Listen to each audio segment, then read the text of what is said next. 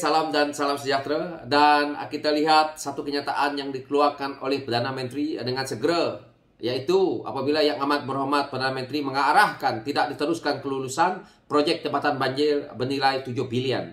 Akhirnya kita dengar bekas menteri kita ini, yang mana apabila dia menjawab dengan kenyataan bahawa bukan kesalahan rundingan terus dalam kesemasan. Ini kata Tuan Ibrahim. Dan akhirnya kita dengar pula kenyataan daripada Rafizi Ramli mengatakan bahawa jumpa di mahkamah, kata Rafizi Ramli kepada Tuan Ibrahim. Kenapa perkara ini berlaku? Kerana waktu mereka berada dalam kerajaan, mereka menggunakan kuasa yang ada untuk menghentikan pihak-pihak pembangkang ini membuat check and balance daripada kerja-kerja rakus mereka ini. Kenapa hari ini Tuan Ibrahim merasakan bahawa bukan satu kesalahan untuk membuatkan projek rundingan terus dalam kesemasan? Kenapa apabila dia menjawab saudara Rafizi Ramli di media dia, yang mana saya berpandukan kepada kenyataan beliau di Facebook, walau bagaimanapun terbukti bahawa sidang media tersebut hanya menguatkan lagi sangkaan ramai pihak bahawa Rafizi hanya membuat tuduhan palsu dan penyelewengan fakta berniat jahat untuk menjatuhkan reputasi saya. Kenapa Datuk Seri Anwar Ibrahim membatalkan projek 7 bilion yang dia buat ni kalau Rafizi berniat jahat? Rafizi buat tuduhan bahawa Kementerian Alam Sekitar dan Air sedang dalam proses untuk menganugerahkan satu projek bernilai 2 bilion secara rundingan terus kepada syarikat yang sama, iaitu Mangku Bumi Sendirian Berhad, serta perbincangan dalam proses sedang berjalan dan ada usaha untuk menganugerahkan projek itu dalam masa kerajaan caretaker. Nah, ini adalah satu yang sudah pun Tuan Ibrahim kantoi ini, yang mana apabila hari ini dia tidak mengakukan waktu itu, tetapi hari ini kita lihat kenyataan dia bercanggah. Dan apa yang kita lihat di sini pula berdasarkan pada surat tersebut, ini adalah kenyataan Rafizi Ramli apabila rahsia ini dah terbongkar dan akhirnya dijawab oleh Tuan Ibrahim. Dia kata Rafizi fitnah, tetapi apa yang dia kata pula hari ini apabila Datuk Seri Anwar Ibrahim membatalkan projek itu kerana didapati ada kejanggalan di situ, maka dia jawab dalam reaksesinya berhubung keputusan Anwar Ibrahim yang membatalkan projek berkenaan. Tuan Ibrahim juga Timbalan Presiden PAS berkata, Perdana Menteri harus menyadari bahawa proses rundingan terus bertujuan mempercepatkan kerja semasa kesemasan. Sebagai Perdana Menteri, beliau yang dikata ni Anwar lah, tidak sepatutnya menganggap bahawa projek melalui tender berundingan terus sebagai tidak teratur dan wujud pihak yang mencari kesempatan. Beliau tahu banyak projek kecemasan perlu disegerakan bagi mengurangkan bencana lebih besar dan kerugian lebih banyak. Ia mesti dilakukan melalui kaedah rundingan terus atau tender terpilih, khususnya yang melibatkan bencana seperti banjir, empangan pecah, tanah runtuh dan lain-lain.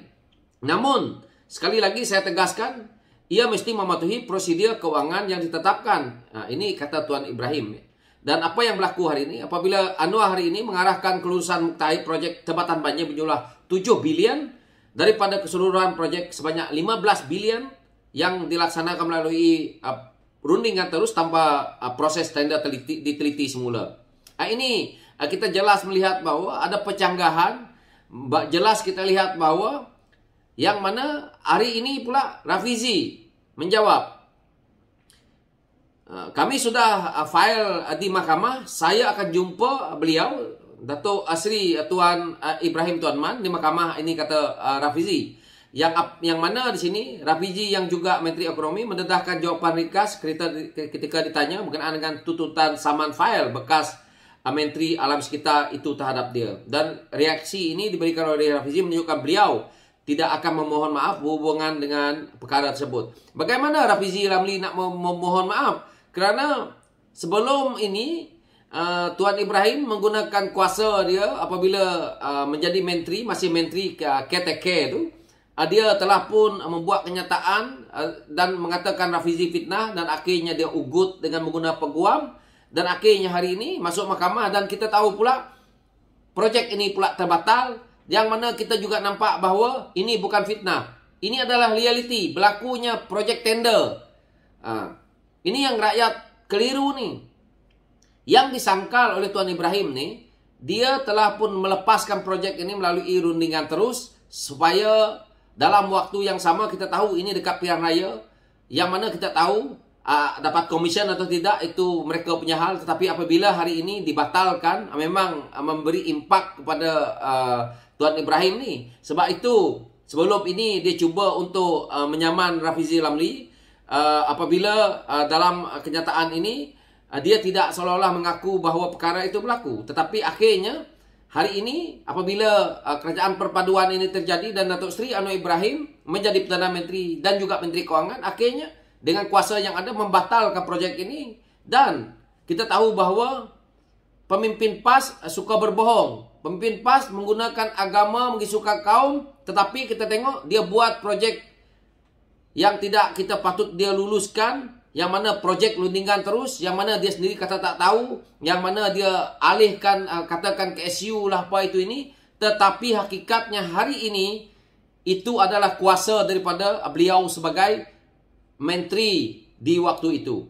Dan apa yang kita lihat di sini, sidang media yang dibuat oleh Rafizi juga gagal sama sekali mendedahkan bukti keterlibatan saya dalam kelulusan projek, termasuk usaha saya atau KASA untuk menganugerahkan projek tersebut ketika kerajaan sementara caretaker. Kalau kamu tidak terlibat, kalau kamu kata Rafizi menuduh kamu, kenapa kamu hari ini membuat satu kenyataan kamu sendiri? Kenapa kenyataan dia hari ini mengatakan bahawa bukan kesalahan rundingan terus dalam kesemasan? Ini saja kalau kita dengar daripada Tuan Ibrahim ni, sudah kantoi dia. Inilah pembohongan mereka. Itu saya kata. Kita baca berbelit-belit kenyataan dia, akhirnya makan diri. Dia buat kenyataan tanpa dia merujuk, tanpa dia memikir. Apakah besok mereka akan jadi kerajaan lagi? Jadi dia terlalu confident bahawa mereka akan jadi kerajaan dan akhirnya kes ini akan boleh ditutupi. Akhirnya, mungkin dia dah buat deal dengan yang di belakang sana 10% ke 5% ke daripada projek yang dia lepaskan begitu.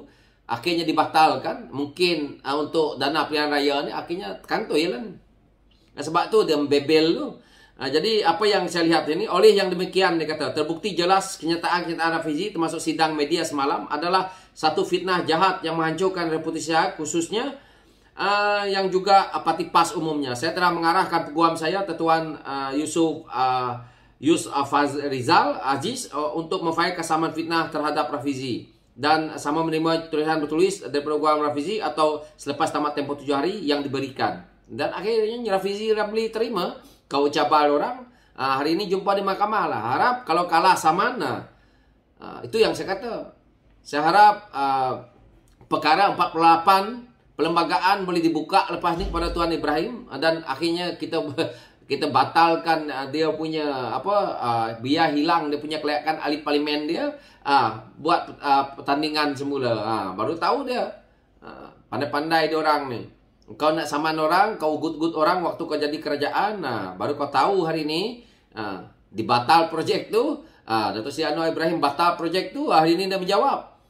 Dulu kau kata kau bukan terlibat, hari ni kau pula kata bukan satu kesalahan rundingan terus. Dalam kesemasan saya kata 7 bilion tu, 15 bilion, 7 bilion dah kau lepas macam tu je.